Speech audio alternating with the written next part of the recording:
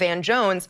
Van, look, I don't want sympathy. The media doesn't get it, and we shouldn't. That's not what we do. It's not just about hurt feelings. But when someone like Sheriff David Clark, for example, tweets, "When lying lib media makes up fake news to smear me, the antidote is to go right at them, punch them in the nose, and make them taste their own blood. Nothing gets a bully like lying lib media's attention better than to give them a taste of their own blood, never back down."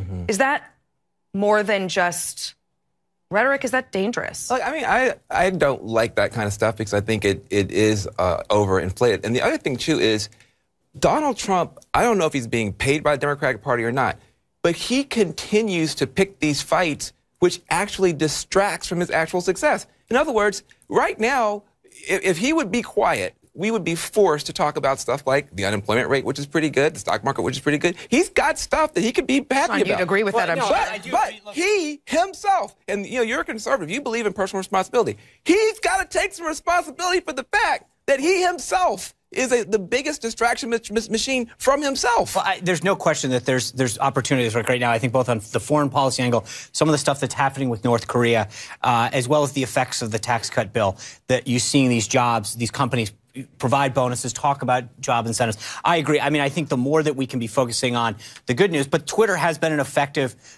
tool for him throughout the campaign, and one thing he wants to keep. Yeah, but look, I mean, I in some ways, for the country, I don't like what he's doing with Twitter. For my party, I like what he does do because he keeps. But let's bring up, hold on. So let me, go ahead. I'm sorry. No, go ahead. But when you talk about your party, yes, let's talk about what your party, because during Obama's years, you guys banned Fox News, you wiretapped and went through the emails. No, hold on.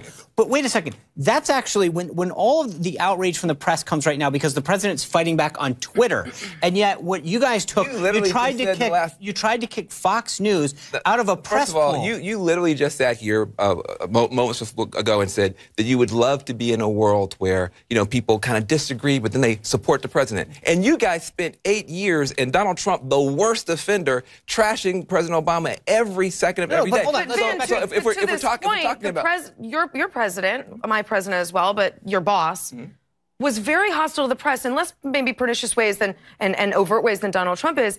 But to Sean's point, he went after the AP. He charged journalists under the Espionage Act. He sicked the DOJ on James Rosen at Fox News. He did try to ban Fox from the press pool. You can't defend that. Well, listen, and I have not tried to defend that, but I guess what I'm trying to say is a couple of simple things.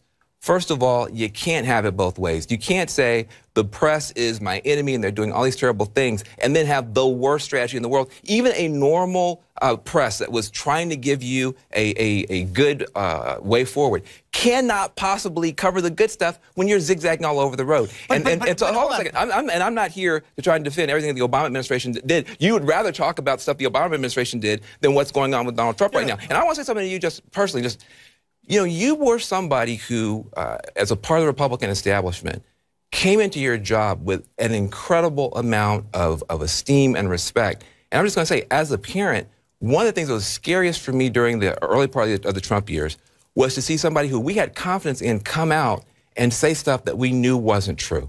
And you're watching young people say, my children watching saying, but Daddy, that's not true. But Daddy, that's not true. Did you get hold on? Did you get offended when the Obama administration officials went out and blamed Benghazi on a video? Was that equally offensive to you? I'm going to tell you something. You guys can say Benghazi. You guys can say healthcare. I'm just asking you the same question. But I didn't have the opportunity that you had. I was in the lowarchy in the Obama White House. You were in the hierarchy in the Trump White House, and you were the face of our government and our president. And you came out and you said stuff that, as a parent, was very hard to explain. And so we can talk about Obama, but I'm just curious from you now as you look back, what advice would you give to somebody who has to do that job? You described that job as a tough job, and it is a tough job. But when you have somebody who doesn't have the same level, frankly, of integrity that you had, accuracy that you had, and you've got to defend them, you've got to support them, what could you do in that job differently now? I mean, I talked about this SE just a while ago. I mean, your job is to go out. Look, I made mistakes. There's no question about it, Van. I regret some of the things that I could have done a better job in. And I think every single day, as I mentioned to SE before, hopefully we all look at ourselves as an individual and say, could I do something better? So I strive for that every single day. I think that's what we should be telling. But do you understand from just a normal person's point of view, not a Democrat, not a Republican, but a normal parent's point of view, how tough it was to watch you go out there and say stuff that you wouldn't defend right now?